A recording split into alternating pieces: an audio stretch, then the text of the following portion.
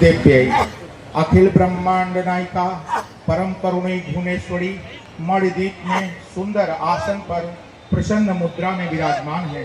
उनके आसन के सामने परम विनीत भाव से ब्रह्मा विष्णु शिव तथा इंद्रादि देवतागण खड़े हैं। वहीं सामने नारदादि देव ऋषि माँ के उज्जवल गुणों को गा रहे हैं। श्री वेद व्यास वशिष्ठ वामदेव कपिल कणाद गौतमादि ऋषिगण दिव्य स्तुति सुनाकर माँ को अपनी अपनी श्रद्धांजलियां अर्पित कर रहे हैं। माँ के दो सुंदर कर कमलों से क्रमशः अभय तथा वरद मुद्रा दिखलाई पड़ रही है।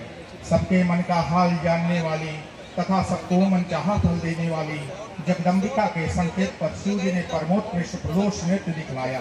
उन पर प्रसन्न होकर माँ ने उनसे वर मांगने के लिए कहा। जगत का कल्याण चाहने वाले शिव जी माँ को प्रणाम कर बोले, माँ तेरी प्रसन्नता होने पर संसार व इससे परे भी कुछ पाना शेष नहीं रहता, अर्थात सब कुछ मिल जाता है। इसलिए मैं पावन भारत देश के कलिकाल में विविध धार्मिक मतों के प्रपंच में पड़े दुखी प्राणियों के कल्याण का उपाय आपसे सुनना चाहता हूँ। माँ बोली, जगत कल्याण के लिए जो तुमने वर मांगा है सो हे शिव मैं प्रसन्न होकर तुम्हें दे रही हूँ। शिव जी ने पुनः प्रणाम कर पूछा, हे माँ कलकाल के जीव अल्पायु अन्य के बल पर जीवन धारण करने वाले तथा पापाचारी होंगे, उनके उद्धार के लिए सरल मार्ग बतलाने की कृपा कीजिए। द्वितीय अध्याय। माँ बोली, हे शिव पहले तुमसे सर्वेश्वर मंत्रोद्धार वर्णन करती हूँ। प्रथम प्रणव कीर्तन करके फिर सदचित पद उच्चारण करना चाहिए। फिर एकम पद के पीछे ब्रह्म पद कीर्तन करने से ओम सच्चिदेकम ब्रह्म मंत्र का उद्धार होगा।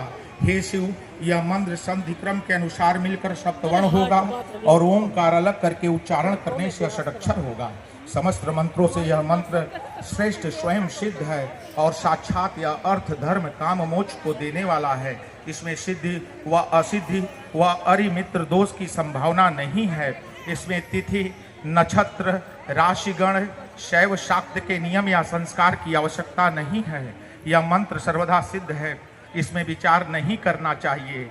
यदि अनेक जन्म के संचित पुण्य के फल से सद्गुरु प्राप्त हो जाएं तो उनके मुख से ब्रह्म मंत्र सुनकर शिष्यगण जन्म सफल कर सकते हैं और तभी मनुष्य चतुर्वर्ग अर्थ धर्म काम मोक्ष को प्राप्त करके यहाँ और परलोक में आनंद भोग सकता है।